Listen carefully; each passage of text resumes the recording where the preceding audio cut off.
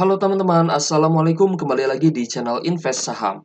Oke guys, jadi di video kali ini kita akan kembali membahas mengenai dividen investing di saham yang rutin bagi dividen ya guys ya. Nah, tapi sebelum ke pembahasan, saya ingin meluruskan dulu ya buat teman-teman yang berkomentar di kolom komentar, Kak, kenapa kok targetnya kita bisa financial freedom hanya dari dividen? Ya, padahal ada capital gain, ada compounding interest juga. Nah, lalu ada juga yang berkomentar seperti ini, guys. Kak, dividen itu kan dia berubah-ubah gitu. Harga apa pemberiannya itu atau pembagian dividennya itu kan dia nominalnya berubah-ubah. Jadi nggak fair dong kalau misalkan kita ambil dari yang sebelum-sebelumnya. Nah, ini pertanyaannya akan saya jawab langsung ya, guys ya. Kenapa kita hanya menghitung dividen? Gitu. Karena ya dividen itu kan tidak tetap ya, guys ya, tidak tetap pembagiannya itu kadang nominalnya berubah-ubah. Itu pun sesuai dengan kondisi perusahaan, keuangannya seberapa banyak, penghasilannya seberapa banyak, dan kebijakan dalam RUPS nanti atau Rapat Umum Pemegang Saham Tahunan itu nanti diputuskan seberapa banyak pembagian untuk dividennya, seperti itu guys ya.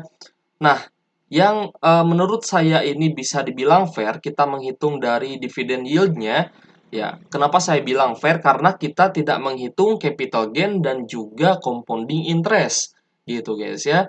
Jadi misalkan nih dari dividennya di dividen selanjutnya nanti nominalnya berubah atau semakin kecil, tapi kan dari kenaikan harga bisa apa ya, bisa menutupi gitu ya. Lalu dari compounding interest juga nanti bisa ya guys ya, untuk ibaratnya menstabilkan keuntungan kita. Seperti yang kemarin sudah kita bahas di perbandingan keuntungan ketika kita investasi di awal tahun ya, di saham BJTM, BJBR, dan juga BBRI. Nah, di saham BBRI kemarin kita bahas dividennya tidak terlalu besar, tapi kenaikan harga sahamnya itu juga eh, menambah keuntungan kita gitu guys ya. Jadi saya rasa sangat fair karena kita tidak menghitung capital gain, kita pun tidak menghitung compounding interest gitu. Jadi saya rasa fair lah ya kita hanya menghitung dari dividen yield-nya saja. Gitu guys. Nah, kita akan ke ABM Investama. Untuk ABMM, ini kalau misalkan teman-teman belum tahu, ABM Investama ini diinvestasi juga oleh investor legendaris yang bernama Lo Keng Hong ya guys ya, atau biasa kita sebut dengan Pak Lo. Nah, Pak Lo ini dia menjadi salah satu investor yang sangat legendaris di Indonesia. Bahkan sebelum adanya krisis ya, krisis di 97, 96, 97 itu, Pak Lo itu sudah berinvestasi saham dari gaji bulanannya. Nah, ini yang menarik guys ya. Pak Lo itu ya sama seperti kita guys, pekerja yang dia terima gaji, atau bahkan mungkin teman-teman yang pengusaha tapi usahanya mungkin ya masih kecil gitu ya, dan ibaratnya penghasilan dari bisnisnya setara UMR. Jadi jangan berkecil hati guys, karena dulunya Pak Lo Keng Hong juga sama seperti kita. Hanya saja beliau ini hidup sederhana dan sebagian besar uangnya itu diinvestasikan di saham gitu guys ya. Nah, kita akan lihat dulu untuk porsi Pak Lo Keng Hong di saham ABM Investama ini. Dilansir dari investor.id, Lo Keng Hong tambah saham ABMM. Hermanto Tanoko dan Hayanto lakukan ini ya guys ya. Ini di Agustus 2023 guys. Agustus 2023. Investor kawakan Lo Keng Hong tercatat kepemilikan atas saham PT ABM Investama Tbk atau ABMM menjadi 119 juta saham atau 4,32% per 30 Juni 2023. Jumlah tersebut bertambah bila dibandingkan dengan kepemilikan Pak Lo di ABMM per 31 Maret 2023. Nah, berarti kan 31 Maret ini tercatat sekian, nah lalu ada penambahan gitu. Jadi Pak Lo Keng Hong ini beli lagi ternyata ya sama ABMM Investama. Saat itu investor berusia 64 tahun tersebut memiliki 114 jutaan saham ABMM atau 4,14%, artinya bertambah Artinya bertambah 4,9 jutaan ya guys ya. 4,9 jutaan saham. Dengan jumlah kepemilikan terbarunya, Pak Lo tetap menjadi pemegang saham nomor 4 terbesar di ABMM. Di peringkat pertama ada PT Tirta Marga Trakindo dengan kepemilikan 53,55%. Di posisi kedua, Vale Verde PT Limited Singapura 25,51%. Dan ketiga adalah Citibank Singapura 4,63%. Ya, jadi kalau misalkan Pak Lo Keng Hong ini nantinya beli lagi sama BMM, ini bisa mengalahkan Citibank dari Singapura ya guys ya. Nah, dan di sini juga ada nama konglomerat Hermanto Tanoko di nomor 5 pemegang saham terbesar ABMM. Pengusaha asal Surabaya ini masih mengantongi 21 jutaan saham atau 0,76%-an. Jumlahnya sama dengan akhir Maret 2023. Adapun perusahaan Hermanto Tanoko yaitu PT Tankop Global Semesta menggenggam 7,5 jutaan saham ABMM atau 0,27%-nya. Meningkat dibandingkan Maret ya guys ya, yang saat itu jumlahnya masih 7 jutaan saham atau 0,25%. Nah, berarti Pak Hermanto Tanoko ini juga salah satu konglomerat di Indonesia asal Surabaya guys ya. Ini juga pegang saham ABM Investama. Nah, jadi ketika seorang investor yang saya akui ya guys ya, saya itu ngefans lah ya sama Pak Lo Keng Hong ini. Kita sering ambil filosofi-filosofi investasi beliau gitu ya. Beli saham Mercy harga bajai atau beli saham murah, beli saham bagus di harga murah seperti itu. Dan itu tidak mudah guys untuk menemukan saham bagus di harga murah tuh nggak semudah kita lihat-lihat fundamental sebenarnya ya. Makanya kalau misalkan seorang investor ini baru beli saham atau bahkan menambah gitu ya, baru menambah kepemilikannya, nah ini berarti saham ini prospek kedepannya akan bagus gitu. Karena seorang investor kan dia bisa hold mungkin 3 sampai 5 tahunan nanti ya dengan catatan investor pun akan terus melihat kinerjanya ya. Kita juga sama seperti itu. Hanya saja yang membedakan mungkin kita itu kalau udah dapat untung ya setahun 2 tahun mungkin gatal ya mau jual gitu. Tapi kalau Pak Lo Keng Ho ini 5 tahun ke atas masih kuat guys. Nah jadi seperti itu guys. Ketika ketika investor ini pegang saham yang bagus, nah itu kita pun harus analisa lagi fundamentalnya. Apakah benar nih saham bagus atau cuma dibagus-bagusin gitu ya. Nah gitu guys ya. Nah jadi ketika teman-teman belajar mengenai investasi, nah silahkan kalau misalkan mau idolakan siapapun ya, investor-investor yang menurut teman-teman sesuai dengan stylenya ya, style investasinya, nah itu silahkan teman-teman ikuti. Tapi tetap harus dengan menganalisanya kembali. Oke guys, kita akan lihat untuk ABM Investama ya di fundamentalnya seperti apa sih? Kita akan lihat dulu untuk net income-nya atau pendapatan bersihnya ya guys ya. Di kuartal 1 2023 1,5 miliar 1,5 triliun maksud saya. Lalu di kuartal 2-nya 1,2 triliun. Ini ada sedikit penurunan ya guys ya di kuartal 2 2023-nya. Nah, tapi kita lihat di kuartal 3 dan kuartal 4 karena ini saham di sektor batubara ya guys ya, penambangan batubara. Ini biasanya memang naiknya itu di kuartal 3 dan kuartal 4. Kenapa? Karena mendekati winter.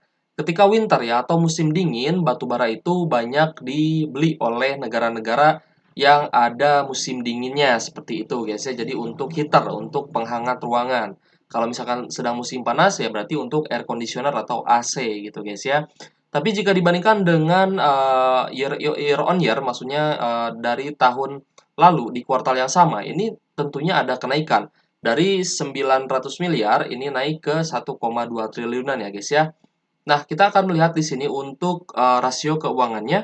ABM Investama ini punya cash 3,1 triliun.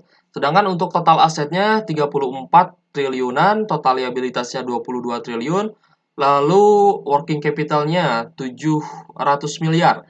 Sedangkan total ekuitasnya ini 9,9 triliun. Nah, total liabilitasnya di sini sangat tinggi ya guys ya karena memang ABN Investama ini juga berinvestasi ya di beberapa saham lainnya. Seperti kemarin ABM Investama itu dia beli sahamnya Games gitu. Jadi ketika nanti Games bagi dividen, nah ABM Investama juga nanti kecipratan dividennya gitu guys ya seperti itu. Jadi mungkin ini total liabilitas atau hutangnya sebagian besar uangnya juga mungkin dari pihak ketiga gitu ya. Pihak ketiga dia menerima dana investasi dari pihak ketiga, lalu dana tersebut diputarkan di usahanya dan juga diputarkan di bisnis yang lain gitu, diinvestasikan kembali seperti itu guys ya. Nah, lalu untuk profitabilitasnya. gross profit margin 29%-an, operating profit margin 22,57%, net profit marginnya 21,99%. Jika kita melihat ya, dibandingkan dengan operating profit margin 22% dan net profit marginnya setelah dikurangi beban-beban operasional dan juga biaya karyawan, ini ternyata net profit marginnya masih tebal, guys. Berarti kan ada efisiensi ya dari pihak perusahaan PT ABM Investama ini. Karena net profit marginnya ini sangat tinggi gitu, guys ya. Biasanya kan kalau operating profit marginnya 22%, net profitnya misalkan 15%, apa 10%, ini masih tetap tinggi, guys. Masih 21,99%. Dan saya rasa ketika sebuah perusahaan ini sangat efisien, para investor pun ini pengen gitu ya beli saham ABM Investama seperti itu.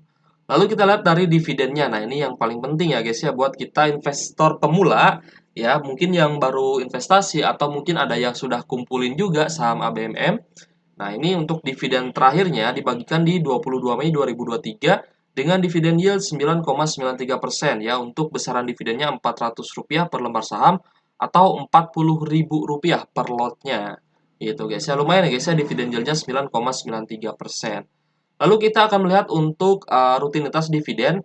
Di sini sebenarnya dari tahun 2023, dari tahun 2013, ABM Investama ini sudah bagi dividen. Tapi memang agak ada bolong-bolong ya guys ya, kemungkinan besar sih karena lini bisnisnya gitu. Tapi saya lihat di sini untuk tahun pandemi bagi dividen di 2021 tidak. Nah, di 2022 2023 ini sudah mulai rutin bagi dividen. Ya, jadi ketika 2 tahun rutin bagi dividen, kita akan melihat lagi nanti ya, misalkan di 2024, apakah ABM Investama ini akan lanjut lagi bagi dividen. Tapi saya rasa sih kalau misalkan ada investor yang baru masuk ya, terutama investor besar seperti Pak Lo Keng Hong, ini saya rasa juga sangat mendukung pembagian dividen gitu. Karena kan dividen itu diputuskan dalam RUPS tahunan atau rapat umum pemegang saham tahunan gitu guys ya. Karena sepenting apa dividen untuk investor ya itu sangat penting gitu. Seperti itu guys ya. Jadi kita harapkan untuk ABMM ini akan terus stabil dan juga akan terus bisa membagikan keuntungan untuk para investornya gitu guys. Kita akan lihat untuk seasonality. Seasonality-nya di bulan Juli Agustus naik ya, naiknya sangat tinggi guys. Tadi bagi dividennya kapan nih? 19 Mei. Berarti di Mei juga kemarin turun ya guys ya. Berarti habis bagi dividen nih. Ini kan Maret April dia naik ya sebelum pembagian dividen, Mei-nya turun karena ex-date dividen. Juni ini sudah mulai rebound lagi guys ya. Jadi ex-date dividen sempat turun, tapi Juni, Juli, Agustus sampai September saat ini masih hijau gitu. Berarti saham ABM Investama ini ketika dia turun dia langsung rebound ya, langsung dikoleksi lagi oleh para investor. Dan juga di September ini meskipun kenaikannya tidak terlalu tinggi, nanti kita lihat ya guys ya untuk price actionnya seperti apa. Tapi untuk September sih kayaknya sideways aja guys ya, tidak terlalu naik tinggi, tidak terlalu turun dalam gitu ya. Tapi kalau misal kita lihat Juni Juli ini menjadi area tertingginya untuk kenaikan saham ABM Investama gitu.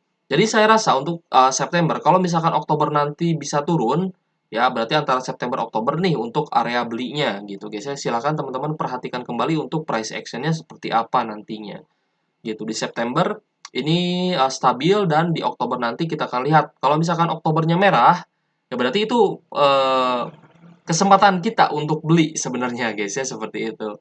Tapi di seasonality-nya memang untuk probability-nya ini di November guys. Penurunan terendahnya ini di November. Jadi kita wait and see dulu aja guys ya. Lalu kita lihat price action-nya atau kita lihat chart dari harga ABM Investama ini. Ya, memang kalau misal kita perhatikan ya, dari Agustus ini ada kenaikan guys ya, di awal Agustusnya saham ABM Investama ini naik ya sampai akhir Agustus, lalu di 30 Agustus ini turun. Ya, sempat turun. Sampai September 2023 ini baru naik lagi dan sideways di area atas gitu guys ya. Jadi untuk price action dari ABM Investama ini sebenarnya kita paling bagus sih wait and see. Tapi kalau misal teman-teman mau cicil beli juga boleh sebenarnya ya. Gitu. Itu pun disclaimer on ya, ini bukan ajakan jual beli saham guys ya. Keputusan jual beli saham itu tetap menjadi tanggung jawab pribadi masing-masing sebagai investor dan juga trader di pasar modal Indonesia. Seperti itu guys. Kita lihat di sini memang sedang sideways di atas ya setelah kenaikannya di bulan Agustus lalu. Nah, jadi kapan sebenarnya waktu terbaik untuk kita beli saham ABM Investama ini? Kita bisa lihat ya untuk hitung-hitungan harganya dengan sebaran data dalam jangka waktu 1 tahun. ABM Investama ini sempat mencatatkan level terendah di 2.660 dan harga tertingginya di 4.790-an ya guys ya. Harga saat ini di 4.030, jadi resikonya ini sebenarnya masih medium guys. Karena berada di posisi 64. Kalau sudah melebihi posisi 70, ya persentil 70 ini sudah agak beresiko gitu guys ya. Jadi upside-nya itu sudah semakin tipis untuk dia bisa naik.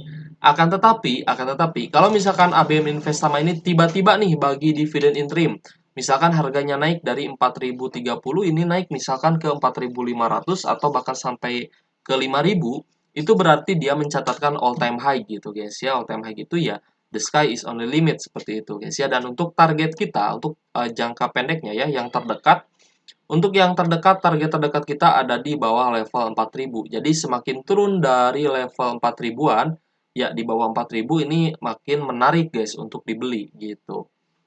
Itu guys ya untuk price action-nya kita sudah lihat juga, seasonality-nya juga sudah kita perhitungkan ya. Oktober November ini bisa jadi titik terendahnya untuk kita bisa beli dan koleksi ABMM gitu ya. Nanti perkiraannya dividennya di antara Mei. Nah, berarti kan kalau Mei akan bagi dividen, Februari, Maret, April ini udah hijau lagi guys, udah naik lagi harga sahamnya gitu. Dan itu pun nanti teman-teman capital gain-nya akan plus gitu ya, akan dapat keuntungan juga dari capital gain. Gitu guys, enaknya kita investasi di saham itu kita dapat dividen, kita bisa dapat capital gain dan compounding interest. Compounding interest itu jadi kita seperti menggulung efek bola salju guys. Dia ketika modal kita itu semakin besar, dividen yang kita dapatkan pun semakin besar. Misalkan saya kasih contoh, di tahun ini kita beli misalkan rutin ya, ABM Investama itu kita beli rutin 1 bulan 1 lot ya, berarti harganya kisaran 400 ribuan nih guys per lotnya. Kita beli tuh tiap bulan 1 lot, 1 lot, 1 lot, berarti di tahun ini ya, tahun ini kita punya 12 lot, dan di tahun depannya kita bisa dapat dividen, misalkan kita dapat dividen 12 lot itu misalkan di harga berapa? 12 lot ya, setara 12 lot. Nah, di tahun berikutnya, lot kita itu kan udah bertambah tuh menjadi 24 lot ya. Karena kita sudah cicil 2 tahun. Nah, berarti kita itu berhak mendapatkan dividen sebanyak 24 lot tadi. Hitungannya sudah berbeda, guys ya. Hitungannya sudah berbeda. Dan dari dividen tadi ya, dari dividen yang kita terima, itu kita masukkan lagi ke sahamnya. Nah, ini pun akan terus menggulung, terus menggulung, terus menggulung keuntungan yang kita dapatkan. Belum lagi dari capital gain dari kenaikan harganya. Semakin sering sebuah saham itu bagi dividen, maka sahamnya atau perusahaan tersebut berarti semakin sehat keuangannya.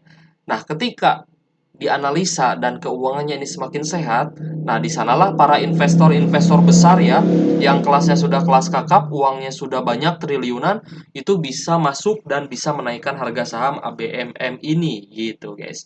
Kita akan lanjut ke pembahasan dividend for living ya, atau hitung-hitungan seberapa banyak sih modal yang kita perlukan untuk kita bisa bebas finansial hanya dari dividen. Ya, di sini sudah saya hitungkan dengan asumsi misalkan kita pengen income 5 juta per bulan, berarti total dividen yang kita perlukan adalah 60 juta per tahun. Sorry guys, ini belum saya ganti guys ya, ABMM nih, tapi persenannya udah diganti. Persenannya dividen yield-nya 9,93%, dan modal investasi yang kita perlukan ya untuk income 5 juta per bulan adalah 604 jutaan guys. Gitu. Lalu kita bahas dulu ya guys ya. Kita bahas dulu untuk target income 10 juta per bulan, berarti target dividen yang harus kita dapat adalah 120 juta per bulan.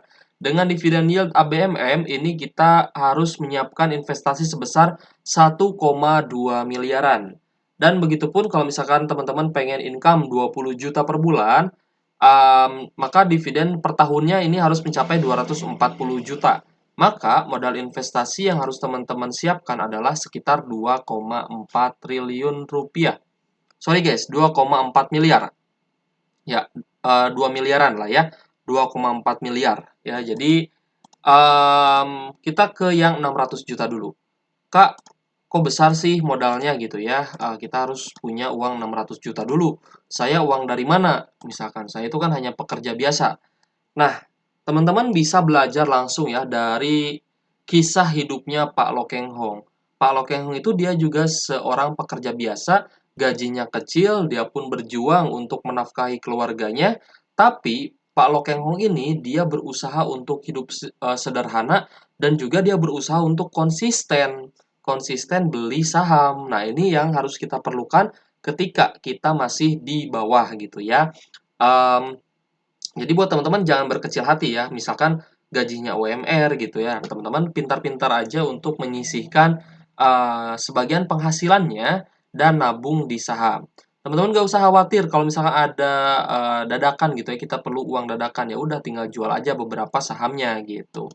Nah, untuk target income 5 juta per bulan ini adalah income rata-rata orang Indonesia ya, UMR rata-ratanya 5 jutaan gitu guys ya untuk pekerja biasa atau untuk karyawan biasa.